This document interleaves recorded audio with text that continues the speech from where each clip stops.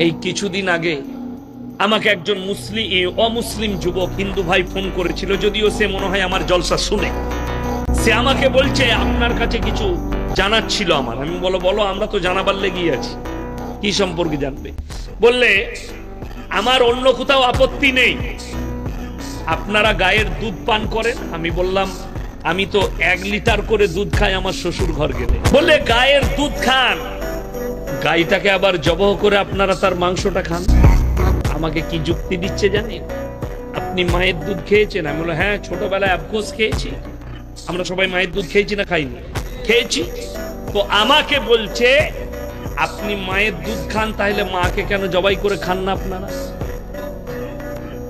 এমন যুক্তিটা ঠিকই আছে, কিন্তু আমার উত্তর নিতে পারবে না। বলে কেন? আমার উত্তর ইনজেকশনের মতো, বলে দিলেই গাল দিবে তুমি, নাইলে কেটে পালাবে। বুঝে বলুন, তুমি যে বললে আপনারা গায়ের দুধ খান, গায়কে জবাহ করে খান, মায়ের দুধ খান, মাকে কেন খান না?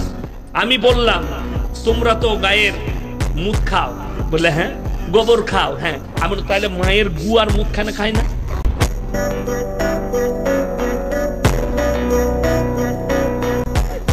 কথাটা বুঝতে পেরেছেন? তখন কিন্তু সে মা বোন তুলে গাল দিয়ে